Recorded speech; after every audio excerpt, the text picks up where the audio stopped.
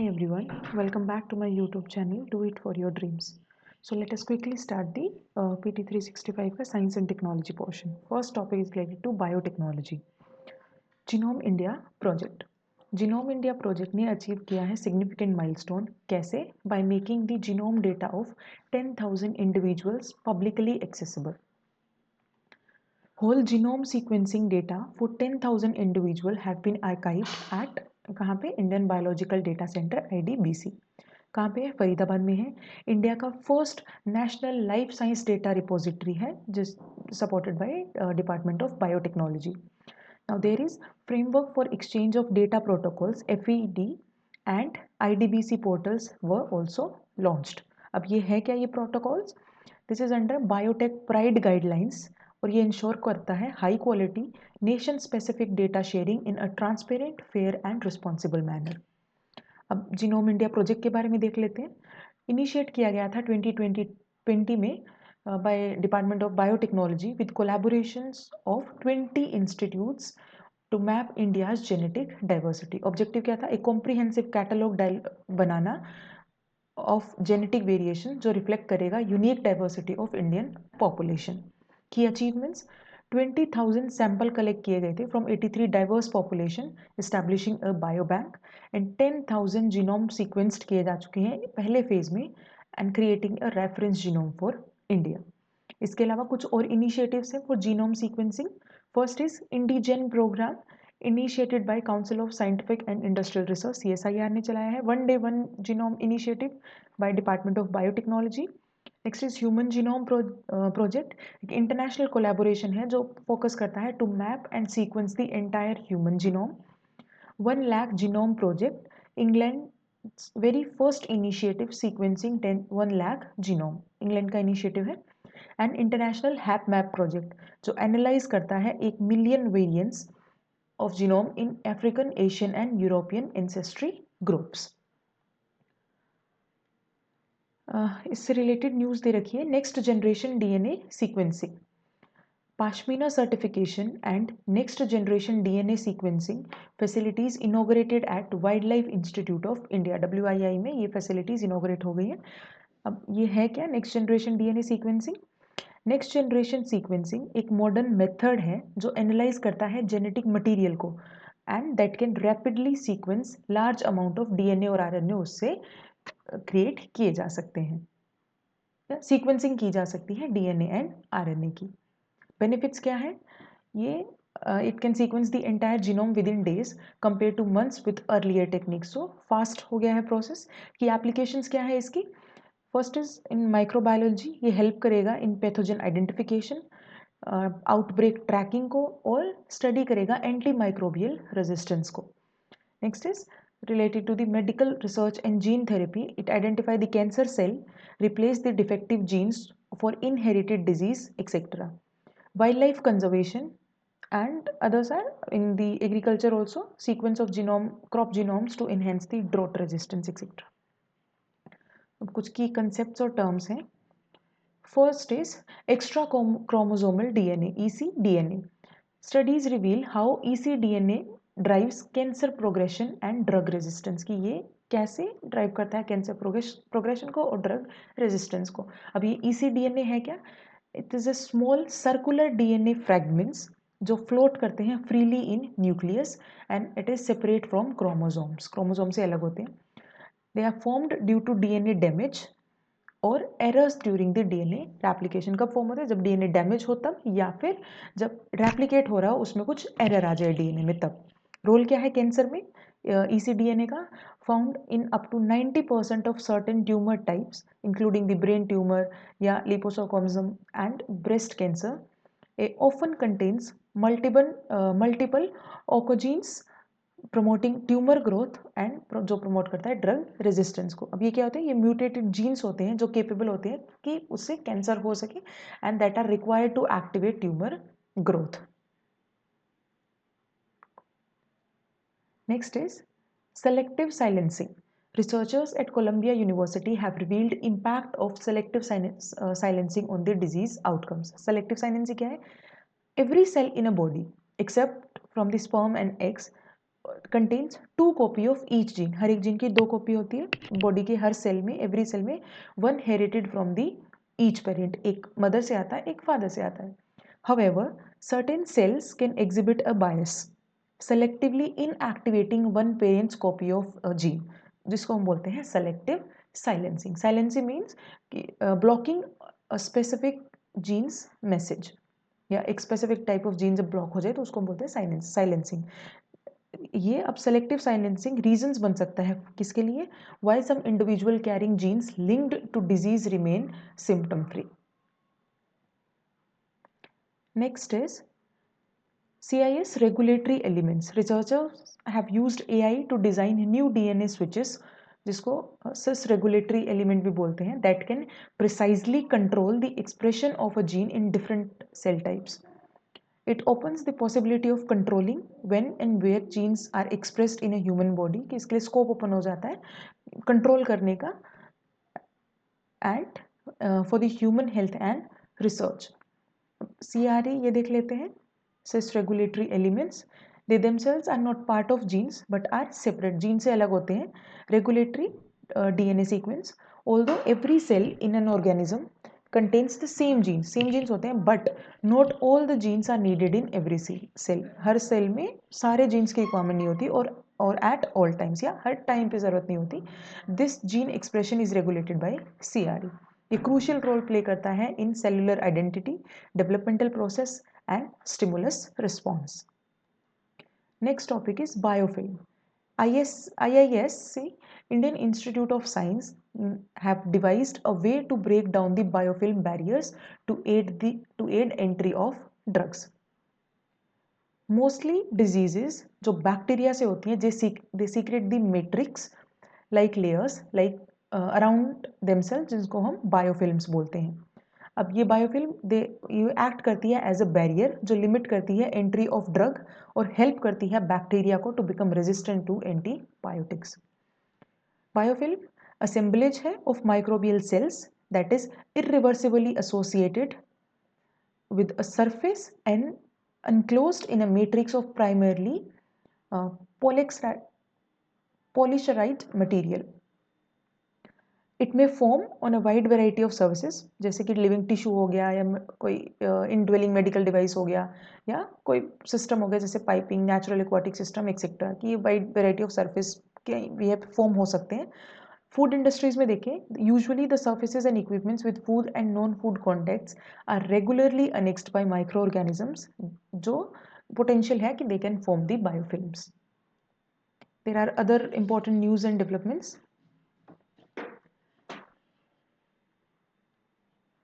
Next is QAR-TEMI, Central Drug Standards Control Organization CDSCO ने approve की है second living drugs Qartemi, एक chimeric antigen receptor CAR T cell therapy है blood cancer को treat करने के लिए.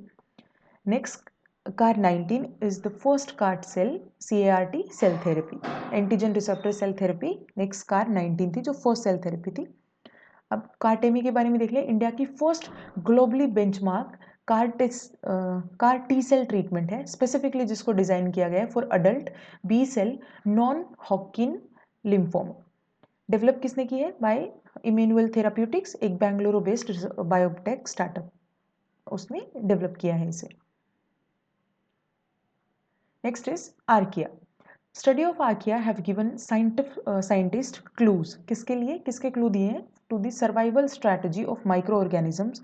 कैसे? जब वो अडेप्ट कर लेते हैं harsh condition with the help of their toxin antitoxin system. So this is TA system. अब TA सिस्टम क्या है? Is found in many bacterias and archaea, इनमें पाया जाता है. Usually it is composed of a toxin.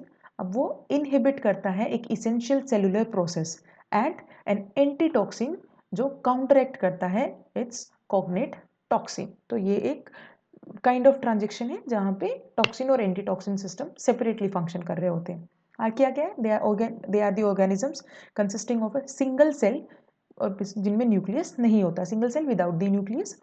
It forms one of the 3 domains of life. The others are bacteria and eukaryotes. They inhabit a wide range of habitats, जिसमें कि included है extreme environments such as near rift vents in the deep sea or the heat spring. So दोनों extremity, either it is cold or warm, दोनों extreme environments में have the ability to inhibit. Next is IT and computer, quantum technology. अब quantum technology क्या है? Quantum mechanics explain करता है कि how extremely small objects simultaneously have the characteristics of both particles and waves. यही mechanism या इसी explanation को, इसी मैकेनिज्म को क्वांटम टेक्नोलॉजी बोलते हैं. अब particles they can be tiny pieces of matter and waves में it can be a disturbance और the variation that transfer the energy. अब क्वांटम क्या है? स्मॉलेस्ट पॉसिबल डिस्क्रीट यूनिट है of any physical property. German physicist Werner Heisenberg's work led to discovery of quantum mechanics. UN ने designate किया 2025 को to be the international year of quantum science and technology. Now there are to terms, qubit and coherence. Quantum computing uses the qubits as the basic unit instead of binary digits. जैसे computer में 0 और 1 में चलता है, these are the binary digits. Quantum computing में it uses instead of binary it take the use of qubits as a basic unit. Quantum coherence क्या है? Is fundamental for quantum system. Quantum coherence it refers to the ability of a quantum system कि वो maintain करे एक well defined phase relationship between different states. Key principle है कुछ quantum technology के. First is superposition. ये ability है of a quantum particle की to be in multiple state at the same time पे the ability to be present in the multiple states until it is measured. Next is entanglement. Two particles become linked so that their states are dependent on each other. जब दो particle एक दूसरे पे dependent हो जाए. Next is change to one particle state. अगर किसी एक पार्टिकल की स्टेट में चेंज होगा, इमीडिएटली वो अफेक्ट करेगा दूसरे पार्टिकल की स्टेट को, इवन जब उनके बीच में डिस्टेंस हो तो भी. Next is interference. Particle can be more than one place at a time. एक से ज़्यादा टाइम पे एक से ज़्यादा जगह पे प्रेजेंट हो सकते हैं. And they can cross their own trajectory to interfere with their path. अब की एप्लीकेशंस देखें तो जैसे कि हेल्थ केयर एंड वेलबींग में हो गया, एडवांस करेगा मेडिकल इमेजिंग एंड डायग्नोसिस को. क्वांटम केमिस्ट्री भी डेवलप करेगा, हेल्प करेगा in the developing of new vaccine and drugs. Communications में भी यूज़ होगा, जैसे पोस्ट क्वांटम क्रिप्टोग्राफी हो गया, क्वांटम की डिस्ट्रीब्यूशंस हो गया. सेंसिंग एंड मेट्रोलॉजी में जैसे ग्रेविटेशन या इलेक्ट्रिक फील्ड्स की स्टडी में या मेजरमेंट में.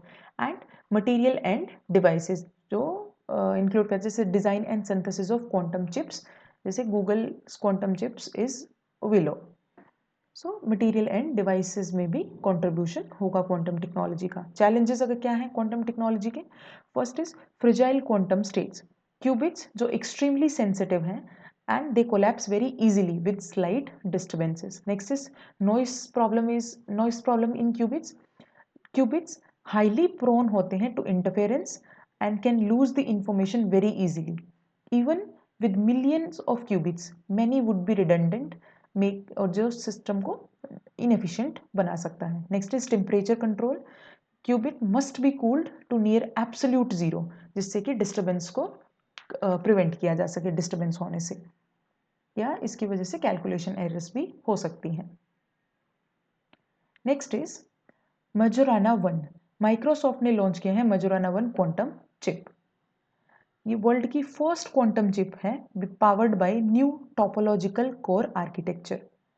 White regular chips use bits 0 और 1 इंफॉर्मेशन को प्रोसेस करने के लिए, और क्वांटम चिप्स यूज करते हैं क्यूबिट्स. अभी हमने देखा ये रेवोल्यूशनाइज कर देगा development of quantum computers because it creates more stable and scalable quantum computing components.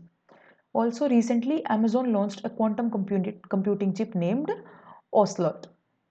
अब ये Ocelot या जो भी आप इसको प्रोनाउंस करें, एक प्रोटोटाइप है that has only a tiny fraction of computing power needed to create a useful machine. दो integrated silicon है. It is highly oscillators are made from a thin film of superconducting material जिसको हम बोलते हैं tantalum. ये use करता है cat qubits named after the famous cat thought experiment जिन्होंने किया था। अब इनके एक्सपेरिमेंट के हिसाब से it is a thought experiment where a cat inside a sealed box is both alive and dead simultaneously until someone observe it। तो ये एक एक्सपेरिमेंट था, तो बेसिकली कैट पे किया गया था। अब मजोराना 1 क्या है? It uses the first ever topoconductor. Topoconductor क्या होता है? एक स्पेशल कैटेगरी है मटेरियल की जो क्रिएट करते हैं एक नई स्टेट ऑफ मैटर, जो ना सॉलिड है, लिक्विड है, ना गैस है, बट एक टोपोलॉजिकल स्टेट है। मटेरियल बनता है फ्रॉम इंडियम आर्सेनाइड, एक semiconductor, and aluminium as a superconductor. ये यूज करता है सुपर कंडक्टिंग नैनो वायर को ऑब्जर्व करने के लिए पार्टिकल्स को, और it can be controlled with the standard computing equipment. ये रिलाई करता है ऑन दी सब अटोमिक पार्टिकल्स, जिसको मजोराना फर्मियन बोलते हैं। It is a fermion that both a particle and its antiparticle. Its existence was first theorized in 1930s। अब ये इतना बड़ा डेवलपमेंट क्यों है? क्योंकि it require fewer qubits than the rival chips. Qubits कम लगेंगे, and also has error rates are lower as compared to the other rival chips like Google या IBM की एरर रेट्स कम है। दूसरा, इसमें कम स्पेस लगेगा। अब देखिए, जितना कम स्पेस उतना ज़्यादा एफिशिएंट और उतनी ज़्यादा storage capacity. Combining with AI can deliver the transformative and real-world solutions such as breaking down microplastic into harmless bioproduct। इस फील्ड में भी कंट्रीब्यूट कर सकता है, जहाँ पे हम माइक्रोप्लास्टिक को ब्रेक डाउन करके कुछ बायो प्रोडक्ट्स क्रिएट कर सकें, जिससे इन्वायरमेंट को भी पॉजिटिव इम्पैक्ट होगा इन्वायरमेंट पे भी। इससे रिलेटेड न्यूज़ थी quantum diamond microchip imager. India का first quantum diamond biochip imager develop किया है TCS ने in partnership with IIT Bombay. अब ये इमेजर है क्या? एक एडवांस्ड सेंसिंग टूल है for semiconductor chip imaging. Use करता है defects in diamond structure known as the nitrogen vacancy centres. Next is quantum teleportation. Researchers successfully teleported a quantum state of light over 30 kilometers of fiber optic cable. This breakthrough shows the potential for quantum and classical networks जो share करता है same infrastructure को। About quantum teleportation, एक method है transfer करने का quantum information को between 2 points. एक पॉइंट से दूसरे पॉइंट में जब इंफॉर्मेशन ट्रांसफर हो रही है, क्वांटम इंफॉर्मेशन ट्रांसफर हो रही है, using entangled states and preserving their identities across the distances। Significance क्या है? ये क्वांटम इंटरनेट के लिए स्कोप ओपन कर रहा है, बेनिफिट्स प्रोवाइड करेगा लाइक फास्टर इंक्रिप्शन, सेंसिंग को इम्प्रूव करेगा, ग्लोबल कनेक्टिविटी को इंश्योर करेगा for quantum computers. Next is big data. India joins the UN Committee of Experts on Big Data and Data Science for Official Statistics, UNCEBD। अब big data क्या है? Data who scale, diversity and complexity, जिसके लिए हमें ज़रूरत है नए architecture की, नई टेक्निक्स की, नए एल्गोरिदम्स की और नए एनालिटिक्स की, उस डेटा को मैनेज करने के लिए और उससे वैल्यू एक्सट्रैक्ट करने के लिए। इट इंक्लूड्स स्ट्रक्चर्ड डेटा, जैसे इन्वेंट्री डेटा बेस हो गया, फाइनेंशियल ट्रांजेक्शन हो गई, ये भी। इसके अलावा अनस्ट्रक्चर्ड डेटा भी, and mixed data set also.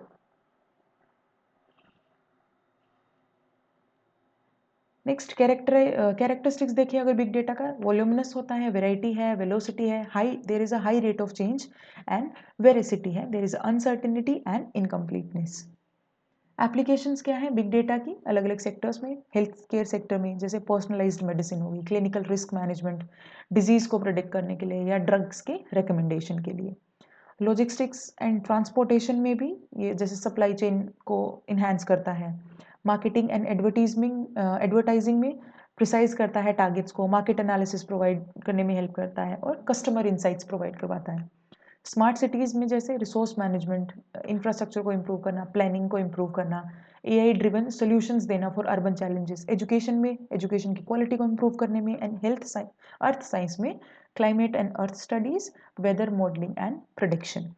Major initiatives क्या है for big data in India? First is NDAP, national data and analytics platform. NITI Aayog का फ्लैगशिप इनिशिएटिव है to improve access and use of government data.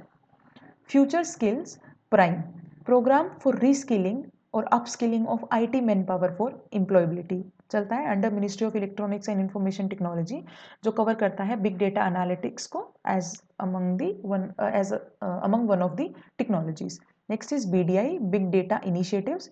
ये भी ये है department of science and technology, जो support करता है centre for excellence in big data analysis के इस्टेब्लिशमेंट में। Now there is UN Committee of Experts on Big Data and Data Science for Official Statistics, UNCEBD, जिसका objective है एक strategic vision provide करना, direction provide करना और coordination provide करना, किसके लिए? ग्लोबल प्रोग्राम्स के लिए related to big data for official statistics. 31 member states हैं और 16 इंटरनेशनल ऑर्गेनाइजेशन हैं जो इसके मेंबर है। इंडिया भी इसका मेंबर है। Next is neuromorphic device. Indian scientist ने डेवलप किया है न्यूरोमॉर्फिक डिवाइस। अब न्यूरोमॉर्फिक डिवाइस क्या है? ये आइडियाज देता है अबाउट कि how human body senses and how it respond to a pain, की सेंस कैसे करती है ह्यूमन बॉडी और अगर पेन है तो उस पर रिस्पॉन्ड कैसे करती है। It is inspired by habituation process of human body. Special sensor होते हैं जिनको हम नोसिसेप्टर्स बोलते हैं, जो डिटेक्ट करते हैं पेन को और हेल्प करते हैं हार्मफुल सिचुएशंस में रिस्पॉन्ड करने के लिए। Over time with repeated exposure one can actually feel less intensity feel pain less intensely through a process called habituation, कि अगर बार बार सेम चीज रिपीट हो रही है तो हमें there is a chance of to feel the pain less likely or less likely have to feel the that in there is a low chance कि हम सेम इंटेंसिटी से उस चीज को फील करेंगे। बेनिफिट्स क्या है? It mark variable tech smarter and improve the human machine interaction.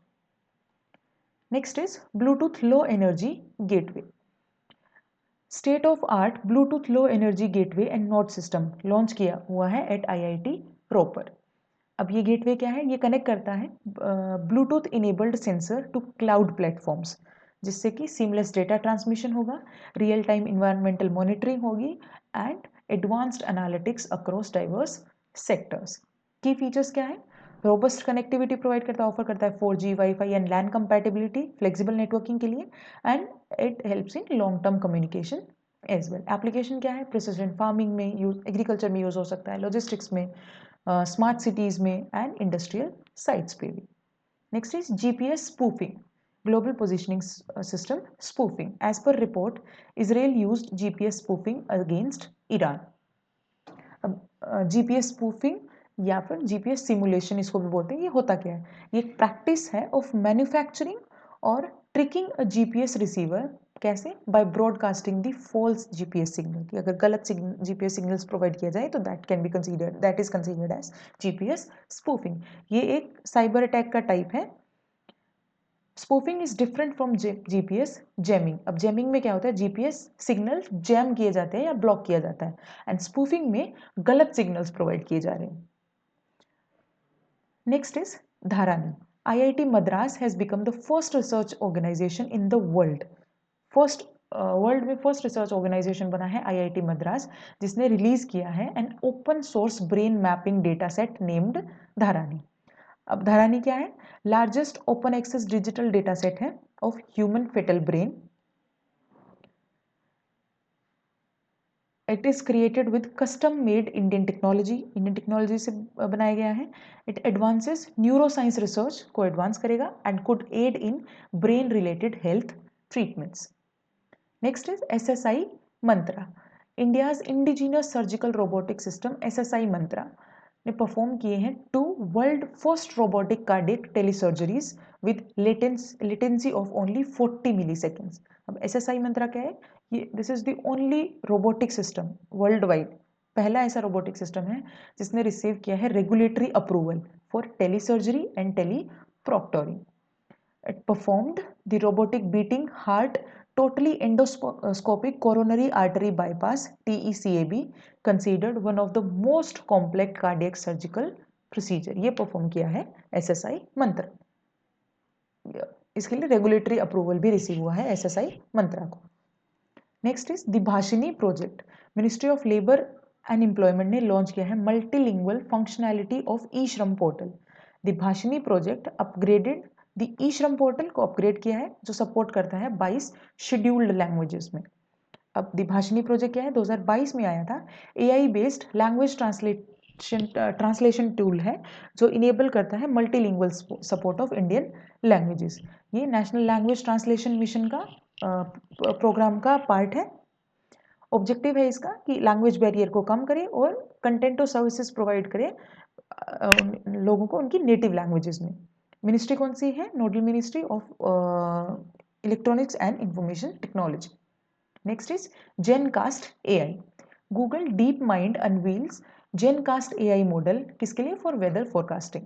अब जेनकास्ट AI के फोरकास्टिंग वेदर फोरकास्टिंग मॉडल है जो क्लेम करता है better accuracy and extended forecasting range as compared to the existing tool. ये it uses ensemble forecasting which is similar to the traditional numerical weather prediction but is powered by AI rather than simulation, कि AI की use करके ये better forecasting और better accuracy के साथ data provide करेगा। Next is mule Hunter AI। RBI ने launch किया है AI टूल mulehunter.ai जो हेल्प करेगा फाइनेंशियल इंस्टीट्यूशंस को कि वो म्यूल बैंक अकाउंट्स को आइडेंटिफाई करे और डिजिटल फ्रॉड को रिड्यूस करे या खत्म करे। म्यूल अकाउंट्स क्या है, they are used by the criminals for illicit laundering of funds. Criminals इसको यूज करते हैं for the laundering of funds. Develop किया है रिजर्व बैंक इनोवेशन हब ने जो होली ओन्ड सब्सिडी है RBI की। ये AI और मशीन लर्निंग बेस्ड सॉल्यूशंस को यूज करता है म्यूल अकाउंट्स को आइडेंटिफाई करने के लिए। Next is secure IoT। IIT Madras incubated startup Mindgrove ने लॉन्च किया है secure IoT, India's debut high performance SoC system on chip. System of chip combine करता है इलेक्ट्रॉनिक पार्ट्स को into one chip like a mini computer. अब secure IoT क्या है, India का first indigenous microcontroller chip है in deep embedded applications like smart variants of fan, speaker, variable etcetera, इन सब में यूज हो सकता है। Next is moire superconductors. Recent study reported that moire material made from semiconductor material can be superconducting। अब ये material क्या है, एक this is a type of super lattice material.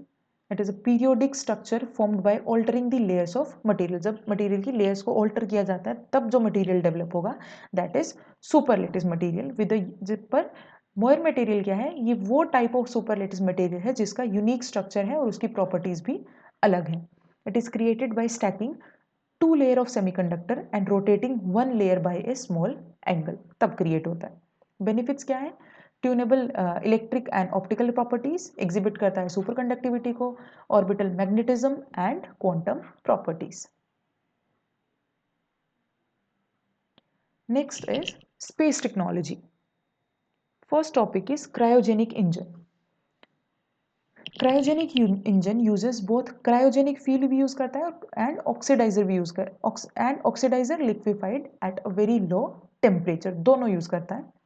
Used in last stage of a rocket.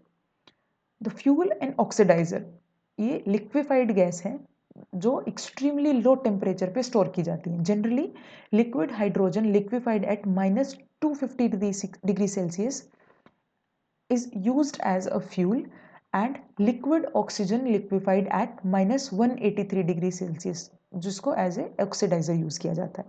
जो fuel use किया जाता है as a fuel that is stored at -250 degree Celsius and oxidiser के केस में -183 डिग्री सेल्सियस। वर्किंग प्रिंसिपल क्या है इसका, the thrust is produced by an internal combustion. This follows the Newton's third law of motion that every action has an equal and opposite reaction. Advantages क्या है cryogenic engine के, first is about efficiency and thrust. जो cryogenic propulsion होते हैं they offers the superior thrust, जो maximum energy produce करते हैं, light weight होते हैं, light weight water vapour and it result in higher performance. Fuel efficiency भी इसरो का जैसे PSLV Vikas engine it burns 3.4 kg per second while cryogenic engine उसको चाहिए सिर्फ 2 kg per second with the same thrust. तो fuel efficiency है। Eco friendly technology है because hydrogen oxygen combustion emits only steam. Next is heavy payloads and space mission. High efficiency makes cryogenic fuel ideal for the heavy payloads and long missions. The comparison of cryogenic engine with other engines. तो ये comparison दिया हुआ है cryogenic engine, jet engine, solid propellant engine and liquid propellant engine. अब characteristic है, first है air intake. Cryogenic engine no air, इसके लिए एयर इनटेक रिक्वायर्ड नहीं है. जेट इंजन में एयर टेक इनटेक रिक्वायर्ड है. सॉलिड प्रोपेलेंट में भी रिक्वायर्ड है as oxidiser and liquid propellant में भी रिक्वायर्ड है एज ऑक्सीडाइजर. फ्यूल्स अगर देखें generally supercooled hydrogen and oxygen. अब जेट A1 में kerosene gasoline mixture, aviation gasoline या बायो कैरोसिन ये भी यूज होते हैं. सॉलिड प्रोपेलेंट में fuels for composite propellants are generally metallic powders with aluminium being the most common. Liquid propellant engine में hydrazine, monomethyl hydrazine and ये सारे unsymmetrical dimethyl hydrazine ये सारे यूज होते हैं एज फ्यूल्स. फ्यूल टेम्परेचर देखें तो temperature of fuel must be very low. In cryogenic engine, jet engine में fuel storage does not required, low temperature की रिक्वायर्ड नहीं है. सॉलिड प्रोपेलेंट में डज नॉट, यहाँ पे भी रिक्वायर्ड नहीं है और यहाँ पे भी रिक्वायर्ड नहीं है. एफिशिएंट वर्किंग अगर देखें तो cryogenic engine it runs efficiently जब low temperature fuel transforms and mixes correctly and ignites. Jet engine ये इफेक्टिवली रन करता है at supersonic speed that forcefully compress air before combustion. Solid propellant में effectively run करता है जब fuel is provided with the sufficient oxidizer and same with the liquid propellant engine. Purpose, ये third stage या last stage of rocket में use होता है cryogenic engine. Airplanes में यूज होता है jet engine. Solid propellant engine used as the booster in initial lift off and liquid propellant engine it acts as main stage of rocket after booster separation. Next is CE-20 cryogenic engine. ISRO का CE-20 cryogenic engine ने पास कर लिया critical sea level test, a breakthrough in its propulsion technology. Test location क्या थी? ISRO का propulsion complex in Mahendragiri Tamil Nadu. The sea level test introduced an innovative nozzle protection system जो address करेगा technical challenges in engine restart capability. ISRO has been working on the engine in view of Gaganyaan mission. Gaganyaan mission के लिए इसरो इस पे काम कर रहा है. CE-20 क्या है? It is developed by LPSC liquid propulsion system centre, Valiamala, Kerala. Output, it has been upgraded to produce a thrust level of 20 ton. इसने demonstrate की है इसकी capability by successfully operating in 6 successive LVM-3 missions, Chandrayaan-2 and Chandrayaan-3. LVM-3 क्या है? Geo Synchronous Satellite Launch Vehicle MK3, एक 3-stage vehicle capable of lifting 4000 kilo payloads. इससे related news है semi cryogenic engine 200. ISRO ने conduct किया था first pre burner ignition trial for semi cryogenic engine SCE 200. अब SCE ignition कब achieve किया जाता है? It is achieved using a start fuel ampoule जो यूज करता है combination of triethyl aluminide and triethyl boron, developed by Vikram Sarabhai, VSSC develop करता है. Semi cryogenic engine they uses refined kerosene instead of liquid hydrogen. kerosene use करते हैं जो उनको provide करता है advantage in lighter weight and storage at normal temperature, क्योंकि इसमें लो टेम्परेचर की जरूरत नहीं है. ISRO is developing a powerful SCE जो प्रोड्यूस करेगा a thrust of 2000 kilo tons. Vikas engine, ISRO ने सक्सेसफुली कैरी आउट किया है demonstration of restarting its Vikas liquid engine. It is a step towards developing technologies for recovery of stages that lead to reusability in future launch vehicle which could substantially reduce the cost of future space mission. के future space mission के cost substantially reduce कर देगा विकास engine. विकास engine के बारे में conceptualise और design किया गया है बाय इसरो का LPSC द्वारा. LPSC सेंटर ने किया, लिक्विड प्रोपल्शन सिस्टम सेंटर. ये वर्कहाउस इंजन है that powers the liquid stage of ISRO's launch vehicle. ये पेलोड कैपेबिलिटी इंक्रीज करेगा of PSLVs, GSLVs, GSLV Mk3 launch vehicle. Next topic is black hole. Black hole क्या है? एक place है space में जहाँ पे gravity pull so much that even light can not get out, कि इतना ज़्यादा ग्रेविटी पुल है कि वहाँ से लाइट भी पास नहीं हो सकती। The gravity is so strong because matter has been squeezed into a tiny space. Formation कैसे होता है? Most black holes form from the remnants of a large star that dies in supernova explosion. उस star से बनते हैं जो supernova explosion में खत्म हो जाते हैं।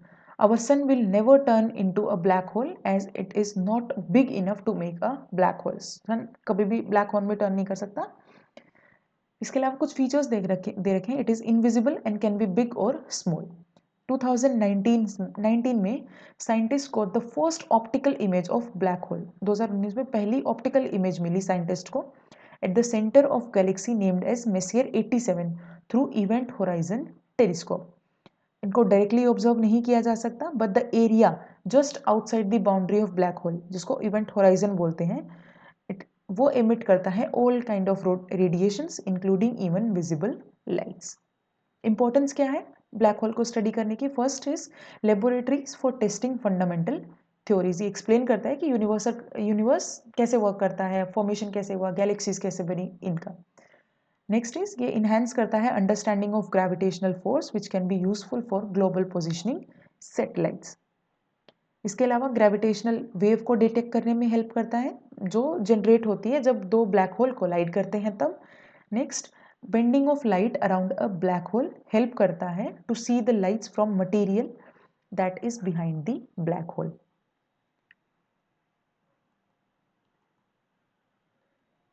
अब कुछ टाइप्स ऑफ ब्लैक होल दे रखे हैं according to their mass. First is primordial black hole, then stellar black holes, intermediate black hole and supermassive black hole formed in the first second after the birth of universe.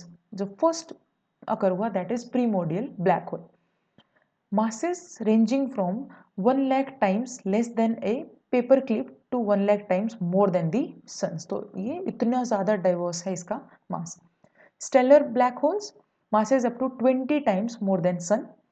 कब बने? when center of a very big star falls upon itself or collapse. जब ये होता है it causes supernova. Intermediate black hole क्या है? ये range करते हैं from 100 to hundreds of thousands of times of sun का mass. And supermassive black hole is mass more than 1 million suns together. Almost every large galaxy हमारी Milky Way galaxy को include करके has a supermassive black hole at its centre.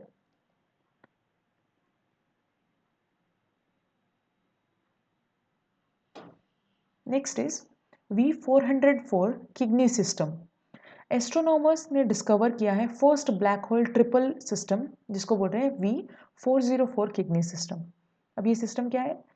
ये hold करता है एक central black hole को in the act of consuming a small star that is swirling a very close to black hole, जो swirl कर रहा है ब्लैक होल के बहुत पास। V404 Cygni system initially believed to be a binary black hole system. Binary black hole system क्या है? They often pair with a black hole with either a star, a neutron star or another black hole जो orbit करता है orbiting each others due to because of gravitational attraction. The new discovery found a second star orbiting the black hole at a vast distance, कि एक दूसरा star भी orbit कर रहा है ब्लैक होल को completing one orbit every 70,000 years, कि 70,000 years में एक ऑर्बिट कंप्लीट करता है। It is located within the Milky Way and around 800 light years from Earth. Significance क्या है नई डिस्कवरी का? It debunks the supernova explosion. The distant star presence challenged the traditional black hole formation theory. Direct collapse. In direct collapse, a star quietly implodes, जो allow करता है allowing distant objects to maintain their orbital connections.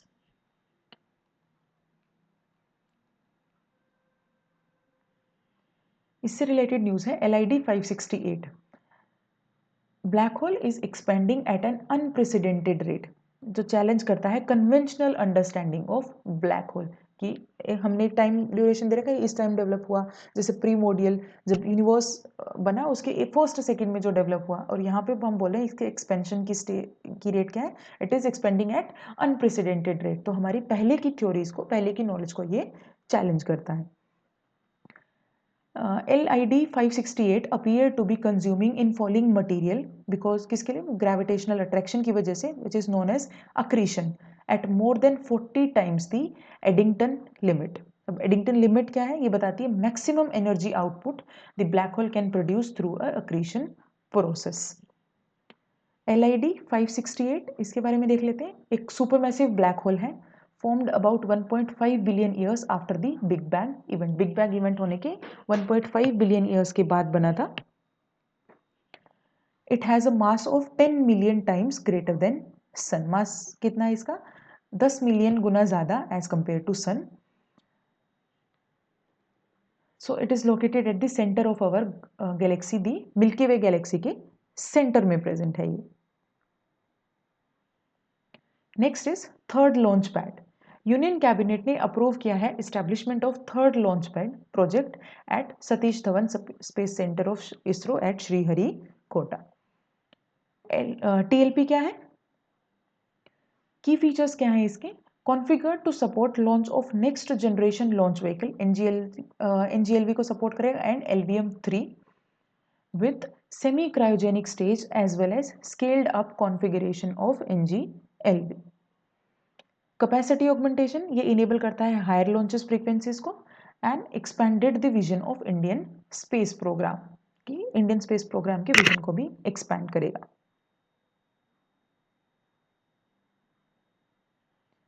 Factors क्या है for selecting Sriharikota for satellite launch pad. First is because of its eastern coast location, जो facilitate करता है on the easterly direction. Next is equator से proximity है, एक additional push provide करता है पेलोड्स को। सेफ्टी कंसिडरेशन की वजह से भी फ्यूअर मैरीटाइम और एयरलाइन रूट्स कम है, जिसकी वजह से रिस्क कम हो जाता है। There are other factors like uninhabited land and sea proximity comparatively less है। एग्जिस्टिंग लॉन्च पैड प्रेजेंट अभी क्या है, प्रेजेंटली इंडिया में currently ISRO relies on 2 launch pad located at Sriharikota. First launch pad provide करता है launch support for PSLV and small satellite launch vehicles को provide करता है, SSLV and PSLV first launch pad, and second established for GSLV and LVM-3 and also functions as standby for PSLVs। NGLV programme क्या है, next generation launch vehicle. It aims to develop a new rocket known as, जिसको Surya rocket बोलेंगे, to launch the satellite and spacecraft. Features क्या है, 3 stage vehicle है with reusable first stage. Booster stage use करेगा semi cryogenic propulsion. It will have 3 times the present payload capacity with 1.5 times of the cost as compared to LVM-3. Other launch vehicles of ISRO, first is PSLV, third generation launch vehicle है, first Indian launch vehicle to be equipped with liquid stages, जिसमें liquid stage में use हुआ था, that is PSLV। ये 4 stage launch vehicle है, जिसमें first और third stage is the solid rocket Motors, और सेकेंड एंड फोर्थ जो है वो liquid engine. Second stage is powered by Vikas engine, जो हमने अभी देखा। Next is GSLV, geosynchronous satellite launch vehicle, operational fourth generation launch vehicle है with 3 stage. ये यूज होता है for launching of communication satellite and Jio transfer in the Jio transfer orbit using the cryogenic third stage. ये it's second stage is powered by Vikas engine. Next is SSLV, small satellite launch vehicle, ये भी 3 stage launch vehicle है, configured with 3 solid propulsion stages and liquid propulsion. And the last is GSLV Mk3 and LVM-3, एक 3 stage vehicle है, जहाँ पे 2 solid strap on motors S200 and 1 liquid core stage L110 and a high thrust cryogenic upper stage. That is C-25। Next is analogue space mission. ISRO ने launch किया है India का first analogue space mission in Leh Ladakh, जो plan करेगा lunar mission experiments को। अब इस mission के बारे में देख लेते हैं। एनालॉग स्पेस मिशंस ये क्या है, ये फील्ड टेस्ट होते हैं जो अलग अलग लोकेशंस पे होते हैं, and this provide the physical similarities to that of the extreme space environment. ये जॉइंटली डेवलप किया गया है by collaboration of ISRO's Human Space Flight Centre and there are other partners. Other major analogue missions कौन से हैं? नीमो जो NASA का है, SIRI-US प्रोग्राम UAE का है। अब लद्दाख को ही क्यों चूज किया गया as a analogue site? Geomorphical similarities to an early Mars और मून। कैसे कि यहाँ पे ड्राई, कोल्ड और एरिड डेजर्ट है with the abundant rocky ground. Next is there is a vast flat land devoid of vegetation, कम है dunes and drainage of network. It is segregated ground ice and permafrost region है, and there are rock glaciers. So similar condition है जो थी early Mars पे या early moon की। Next reason is geochemical similarities to Martian surface, जैसे कि volcanic rocks हो गई, सलाइन लेक्स हो गया या हाइड्रोथर्मल सिस्टम। तो ये भी इनेबल करते हैं लद्दाख को to be a prominent position. Next is exobiological similarity, जैसे परमाफ्रोस्ट या increased ultraviolet and cosmic radiation influx ज़्यादा है, एटमॉस्फेरिक प्रेशर कम है, हॉट स्प्रिंग है, and there is sufficient isolation. Ladakh as the astronomical hub of India. IAO Indian astronomical observatory जो है हानले लद्दाख में with an optical infrared telescope. Next is in the field of astrotourism, and it is host to various space programme, जैसे NASA का Spaceward Bound India programme 2016 में आया था, field validation of ExoMars 2020 HABIT instrument etcetera. Next is direct to device satellite connectivity. BSNL ने launch किया है India first detect to device satellite D2D satellite connectivity. It marks a major event in extending the satellite communication को extend कर दिया है to a next level to everyday consumers which were earlier limited to emergency and military use, की पहले सिर्फ emergency और military use में होता था, now it can extend it has extended its scope to everyday consumers. Global initiatives जैसे कि AST SpaceMobile, LYNK Global, Constellation Global, SpaceX Starlink also uses D2D technology. Chinese scientist ने develop किया है world का first satellite series Tiantong 1 to make direct satellite calls. Working क्या है, function कैसे करता है ये direct to device satellite? Principle क्या है इसका? Satellite acts as a cell tower in space, जो bypassing the need for terrestrial cell power को बाईपास करेगा, और सैटेलाइट एक्ट करेंगे as the cell towers in the space. So this is the transmitter and transmit antenna. ये originating ground station है और ये destination है। यहाँ से सिग्नल जाएगा दैट विल बी रिसीव्ड और सोलर पैनल से कनेक्टेड होंगी, जिससे एनर्जी आती रहेगी। दे रिसीव द मैसेज और the information through an antenna, फिर ट्रांसमिट होगी and then will reach at the destination. ये seamless two way communication allow करता है between the device and satellite. Significance क्या है? ये रिलायबल कनेक्टिविटी प्रोवाइड करेगा, uninterrupted internet connectivity irrespective of the weather condition. इसके अलावा हाई स्पीड इंटरनेट प्रोवाइड करेगा, और it will also give the wider coverage, even remotest area में भी एक्सेसिबल होगा। इमरजेंसी कॉल्स के लिए यूज़ किया जा सकता है, एंड SOS मैसेजिंग के लिए भी यूज़ किया जा सकता है। चैलेंजेस क्या है? फर्स्ट इज लेटेंसी, जो it ensuring the minimum delay in the real time application, जैसे कि वॉइस कॉल या वीडियो स्ट्रीमिंग में। Next is device compatibility, ensuring technology works across various smartphone and operating system. तो ये भी एक चैलेंज है कि ये हर स्मार्टफोन या ऑपरेटिंग सिस्टम पर वर्क करे।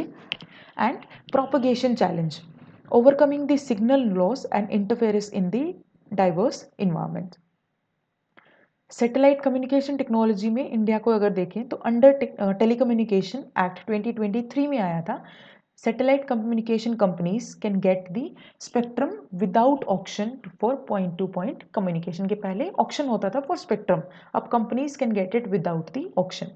Next is DOT, Department of Telecommunication, ने issue किए हैं Global Mobile Personal Communication by Satellite license for satellite telephony. Earlier, Bharti Group and Reliance Group have been issued GMPCS license. This is the Global Mobile Personal Communication by Satellites. Next topic is satellite constellation Firefly. Indian private space tech company Pixel ने launch किया है India की first private satellite constellation जिसका नाम है Firefly. First 3 satellites of the Firefly constellation were successfully launched abroad SpaceX Transporter 12 mission में. Firefly is a Pixxel का flagship hyperspectral imaging satellite constellation है जो फीचर करता है 6 of the highest resolution commercial hyperspectral satellite to date. अभी तक का 6 of the highest resolution commercial hyperspectral satellite है.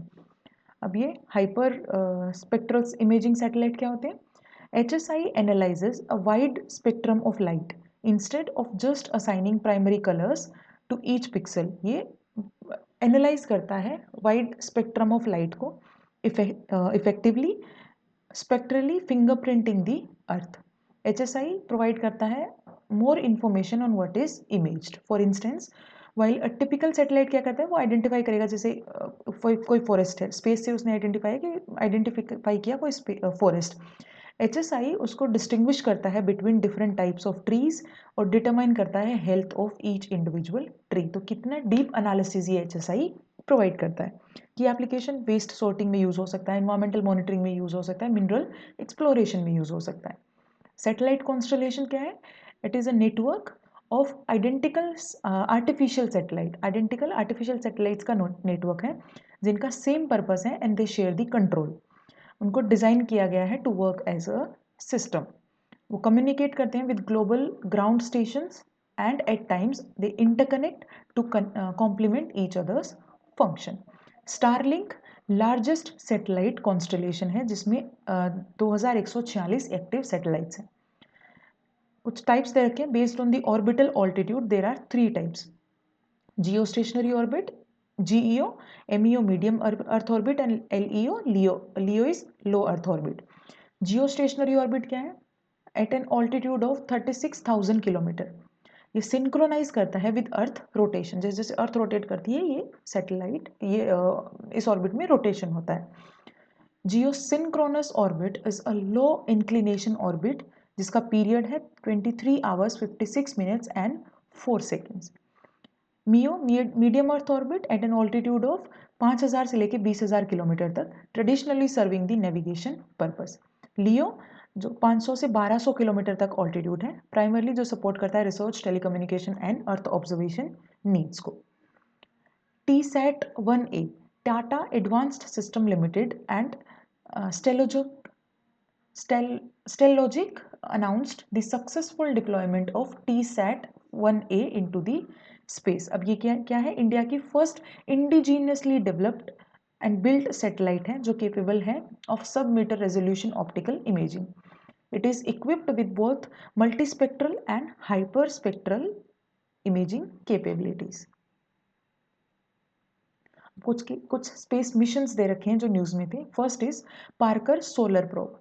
नासा का है Parker Solar Probe. It becomes the ये बना है first human made object to fly close to sun.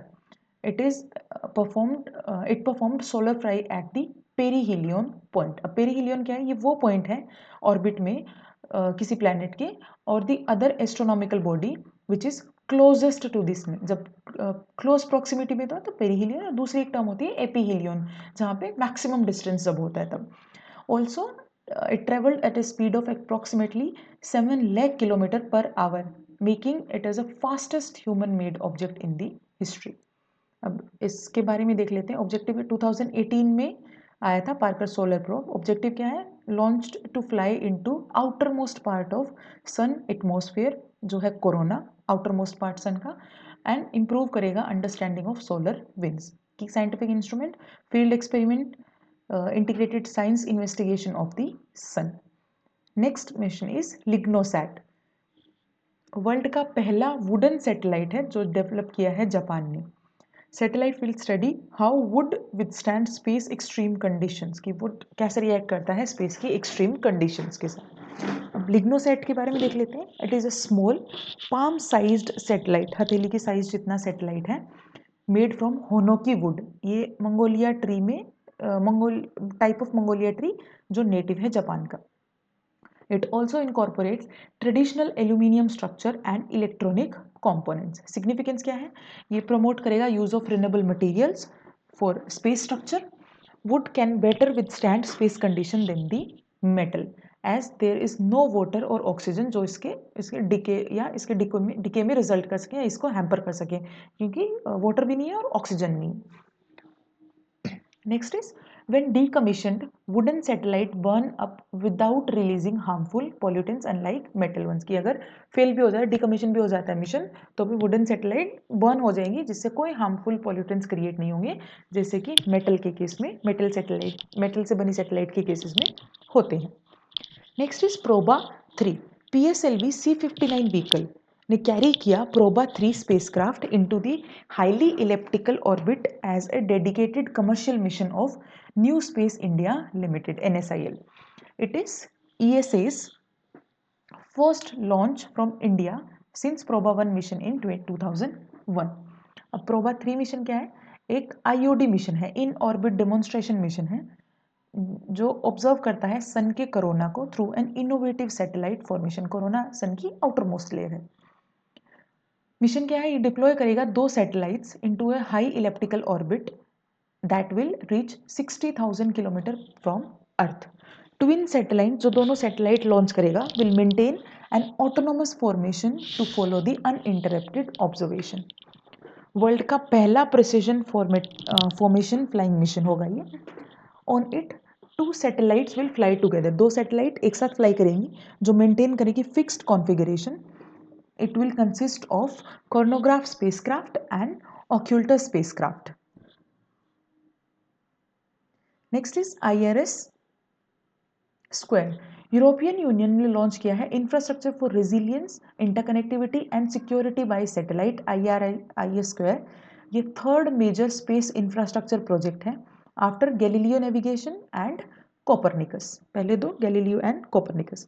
Copernicus and Galileo world के लार्जेस्ट अर्थ ऑब्जर्वेशन प्रोग्राम है और world का मोस्ट एक्यूरेट सिविलियन सैटेलाइट है नेविगेशन सिस्टम। IRIS डेवलप किया गया है with the support of European space agency और उसके साथ कुछ पार्टनर्स हैं। ऑब्जेक्टिव क्या है? सिक्योर कनेक्टिविटी प्रोवाइड करना और हाई स्पीड ब्रॉडबैंड प्रोवाइड करना उन जोन्स में जहाँ पे नेटवर्क कनेक्टिविटी या तो लो है या बिल्कुल अवेलेबल नहीं है। Next is moonlight programme. ये भी यूरोपियन स्पेस एजेंसी ने लॉन्च किया है। The moonlight lunar communication and navigation services LCNS programme. अब ये प्रोग्राम ये प्रोवाइड करता है services for more than 400 moon mission planned by space agency and private companies over the next 2 decades. Constellation करेगा of 5 lunar satellites. वो lunar satellite मतलब वो satellite जो मून को ऑर्बिट करती है। Next is GSAT N2। Recently SpaceX का जो था Falcon 9 deployed India GSAT N2 satellite into orbit. तो फाल्कन 9 ने डिप्लॉय किया है इंडिया का GSAT N2 सैटेलाइट ऑर्बिट में। N2 GSAT N2 geo stationary satellite है, कम्युनिकेशन सैटेलाइट है of NSIL, geo synchronous transfer orbit में, और लाइफ स्पैन है इसका 14 ईयर्स। ये ब्रॉडबैंड सर्विसेज को इन्हांस करेगा and in flight connectivity ensure करेगा in across the Indian region. Next is perseverance rover. Recently NASA's Perseverance rover climbed to the top of Jezero crater rim on Mars. About Mars 2020 Perseverance rover, objective क्या है इस rover का? To seek science of ancient life और sample collect करना rock के and regolith के। Regolith क्या था? ब्रोकन रॉक या soil, for possible earth return. Power source क्या है? It carries a radio isotope power system, RPS carry करता है। कुछ कंसेप्ट्स हैं या टर्म्स हैं। First is dark comet. NASA के रिसर्चर्स ने डिस्कवर किया है more dark comets. Oumuamua like a messenger from a far arriving first object. अब डार्क कॉमेट्स क्या होते हैं? सेलेस्टियल ऑब्जेक्ट्स होते हैं which look like asteroids but जो एक्ट करते हैं like comets and have the less surface area for material to form tails, कि जिनमें टेल्स नहीं होती इसलिए ये डिफर हो गए, बट दे वो दिखते हैं एस्टेरॉइड जैसे और एक्ट करते हैं कॉमेट्स जैसे. They deviate from the expected orbit, वो अपने ऑर्बिट से डिविएट करते हैं and that deviation could not be explained by the याकोवत्सी इफेक्ट. अब ये इफेक्ट क्या है? ये एक फिनोमिना है जो चेंज करता है path of celestial bodies, change observe करता है because of asymmetric radiation of heat energy, कि हीट एनर्जी में ये एसिमेट्रिकल रेडिएशन जो है हीट एनर्जी की, उसकी वजह से सेलेस्टियल ऑब्जेक्ट्स का जब पाथ चेंज हो जाए तो उसी फिनोमिना को ये याकोवत्सी इफेक्ट बोलते हैं. They spin quite rapidly and disperse the escaping gas and dust in all the directions. And जिसकी वजह से ये less visible हो जाते हैं, इतने ज़्यादा frequently observe नहीं किए जाते. डार्क कॉमेट्स ये they follow the elongated elliptical path follow करते हैं that brings them closer to the sun, because इस पाथ की वजह से ये सन के नियर आ जाते हैं before sweeping back out to the farthest reaches of the solar system.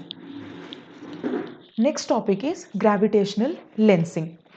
Physicist at Durham university UK उन्हें डिस्कवर किए हैं over 44 previously known stars which are located behind a cluster of galaxies using gravitational lensing. Gravitational lensing क्या है? It occurs कब? जब एक massive object distort हो या फिर magnify करे light from objects behind them, acting as the cosmic telescope and making distant galaxies appear brighter, कि जिसकी वजह से जो दूर galaxies होती हैं वो भी bright appear होती हैं या वो भी बहुत ज़्यादा light रिफ्लेक्ट करती हुई दिखती हैं. अब ये कब होता है? ये होता है because the objects mass curves space and time causing light to travel along a curved path. Light भी उसी कर्व्ड पाथ में ट्रेवल करती है. According to Einstein's general theory of relativity, Einstein की थ्योरी के हिसाब से mass causes space time to curve and light follow the curvature of the space time. उसी कर्व्ड पाथ में लाइट भी फॉलो करती है. A key effect of this lensing is magnification, जो अलाउ करता है कि हम डिस्टेंट ऑब्जेक्ट्स हैं उनको भी देख सकें, फेंट ऑब्जेक्ट्स को भी देख सकें. The Hubble space telescope uses this effect. किस लिए यूज़ करता है? गैलेक्सीज को स्टडी करने के लिए जो बहुत दूर है इसकी नॉर्मल रेंज से. Next topic is tidal tail. A nascent galaxy was discovered in formation at the end of the tidal tail of the NGC 3785 galaxy. अब NGC 3785 galaxy is known, जो पोजेस करती है लॉन्गेस्ट टाइडल टेल डिस्कवर्ड हुई है, जो आज तक जो डिस्कवर हुई है उसमें से सबसे लॉन्गेस्ट टाइडल टेल जिस गैलेक्सी के पास है दैट इज NGC 3785 गैलेक्सी. अब टाइडल टेल क्या है? ये बनती हैं बिकॉज ऑफ ग्रेविटेशनल फोर्सेस या टाइडल फोर्सेस की वजह से. कब? जब दो गैलेक्सीज इंटरेक्ट करती हैं closely, essentially pulling material away from each other. Material उनसे दूर होता जाता है because of gravitational forces during a close encounter और a merger process. A seemingly longer than average tidal tail consists of streams of star and gases. Tidal tail एक glimpse provide करता है into how galaxies like ultra diffuse ones with very low surface brightness and come into being. तो ये overall phenomena explain करता है कि of the galaxies. Next is Kodaikanal Solar Observatory. International Solar Conference ने celebrate की 125th anniversary of Kodaikanal Solar Observatory. अब ये observatory 1899 में बनी थी. Currently owned and operated by Indian Institute of Astrophysics. Objective क्या है? डेटा ऑब्टेन करना. कैसे? किस पे? On how the sun heat up the earth atmosphere, कि सन की वजह से अर्थ का एटमोसफियर कैसे इंक्रीज होता है, and to understand monsoon patterns. Location क्या है? तमिलनाडु में. Kodaikanal canal was chosen for its proximity to equator. And its dust free high altitude location. इसकी वजह से इस लोकेशन को चूज किया गया था for solar observatory. Radial motion of sunspots better known as the Evershed effect, इसको बोलते हैं Evershed effect, was discovered from the sunspot observation made at KSO. इसी ऑब्जर्वेटरी पे ये इसको डिस्कवर किया गया था एवरशेड इफेक्ट को। Next is mission SCOT. Prime minister ने कॉन्ग्रेचुलेट किया है Digantara team for success of mission SCOT. अब मिशन स्कॉट क्या है? Space camera for object training. M क्या था? मैप्स क्रिएट करना for space by tracking the object. Benefits, precise object training and imaging in LEO lower earth orbit में, and contribute करेगा to the growing Indian space industry and enhance करेगा space की situational awareness को। Next is KM3 net. Scientists are deploying 2 underwater telescope under cubic kilometer neutrino telescope KM3 net. किसके लिए? High energy neutrinos को detect करने के लिए। अब KM3 नेट क्या है? KM3 net houses the next generation neutrino telescope under the Mediterranean sea. तो जैसे ये नोट न्यूज इन शॉर्ट वाला जो सेक्शन है प्रोमिनेंटली, जैसे KM3 नेट, इसके बारे में पता होना चाहिए कि क्या है, और अगर ये पता है कि टेलीस्कोप है या तो किस रीजन में वो लोकेट किया जाएगा या किस रीजन में इस्टेब्लिश या स्टेशन किया जाएगा। It is under Mediterranean Sea. It will search for neutrinos from distant astrophysical sources, जैसे कि सुपरनोवा, गामा रे बर्स्ट या फिर कोलाइडिंग स्टार्स, वहां से it will search for neutrinos. Telescopes are similar to Ice Cube Neutrino Observatory that is located in frozen ice of Antarctica. Next is Meerkat Telescope. Astronomers have used the Mir K80 radio telescope to investigate giant radio galaxies in the field of cosmological evolution survey. अब ये telescope के बारे में देख लेते हैं। ये कहाँ है? Northern Cape Province of South Africa. It consist of a connected array of radio telescope. 64 interlinked receptors हैं, including the main reflector, sub reflector, receiver and other electronics. Benefits क्या है? Extremely high sensitivity, wide field of view and unprecedented imaging capabilities. It is a precursor instrument किसके लिए? To mid frequency compact of square kilometer array, SK telescope के लिए it will act as a precursor instrument. Next is CROPS experiment. ISRO ने achieve किया है milestone as the copy seeds abroad PSLV C60 CROPS experiment sprouted leaves in the space. ISRO का first biological experiment था as a part of CROPS. अब CROPS क्या है? Compact research module for the orbital plant studies. CROPS experiment automated platform design किया गया था to cultivate and sustain the plant life in the microgravity environment of space. Develop किया Vikram Sarabhai Space Centre ने। Current accomplishment not only demonstrate the ISRO's capability to grow plants in space but also इसके साथ साथ ये valuable insight provide करता है for long duration missions. So इसको stop करते हैं यही। आई थिंक एक पार्ट और लगेगा। It will take another 1.5 hour to complete the science and tech portion. अगर आप लोगों को कोई भी डाउट है, कोई भी सजेशन है, you can write that in the comment section. And if you want us to start something new, some new series for the revision or for the kind of questions you want, you can those comments also you can write. We'll start that initiative also. So इसके अलावा अगर आपको लगे videos are useful to you और अगर आप उसका maximum benefit ले पा रहे हो तो like the videos, subscribe the channel and share it with your circle. So see you in the next video. Till then take care.